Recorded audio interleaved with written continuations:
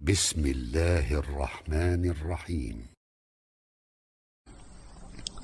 أما أي مسلمان نوان شغي جبر توبة مورتا استغفار مورتا بر أودن قرنو دشن أي شلومتن نقدر خداي تعالى نعمت يدبرت توباني أي بتوبان نقد قيجو كان نقد بدا خير كان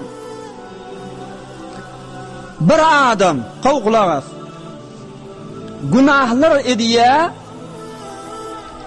5 yıllap 10 yıl verişi günahını edik gedip ya neçaha günahlar yazılıptır amma şunu izinden tövbe etse yankı günahlara geçiliye çın tövban edibilse tövbanın çın mı yalanlığını işte gurruna eder çın tövbe yani neyme işte gurruna girse yonda bir adam günaha murtekip bolyan bir günaha mubtala oluptur. Her gedek şu günahını edenne bir defterçesi varmıştık. Defterçe yaddaştı. Zol şoňa ýazýan, zol şoňa ýazýan. Palan zamanna, palan wagtda palan günah etdim, palan günah etdim. Ahirde de şu haçan tövbe eden ham dip de öz isläp ýörenmiş. Ahirde de tövbe nesip edip çyn tövbany edipdir. Çın tövbany edipdir. Tövbe edenden soňra näçe wagtlap barmapdyr şu günaha. Amma ýene de ýaman ýoldaşy sebepli allanıp şu günahny edipdir. Şu günahny edenden soňra ökünüp hey men mundan tövbe edipdim. Men mundan istigfar edeýin dip ýanky defterime ýazaýyn dip barıp ýanky defteri ýatdaşdyny näçe wagtdan soňra açyk görüpdir. Görse öňki ýazylan günahlar, öňki nädir ha ýazan günahlary hiç biri defteriň içinde ýok diýe. Hemmejigi süwürlip aýrygly, üçrügli jaýyny şaýat ýazygly. Euzu billahi mineşşeytanirracim. Feulaika yubeddilullahu seyyiatihim hasanat. Şol adamlaryň Hudaý Taala günahlarını sogaba tebdil etýär diýip şu ayet ýazyldy.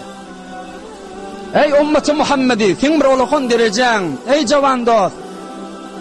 Ey jawan aýallygyň, sözme eşdiýän bolsaň, ey kepläp duranyň öňünde hatda.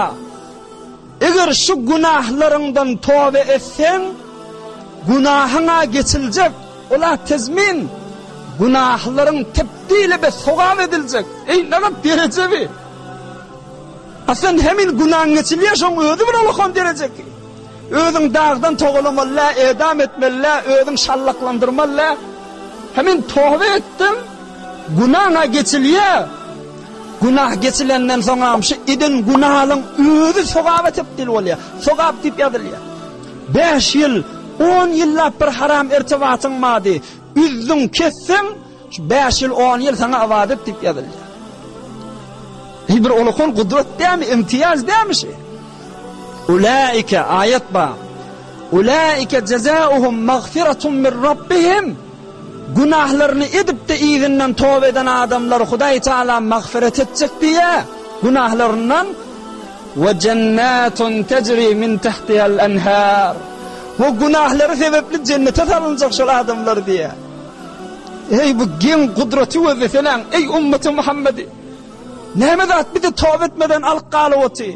Nämege eglenýär?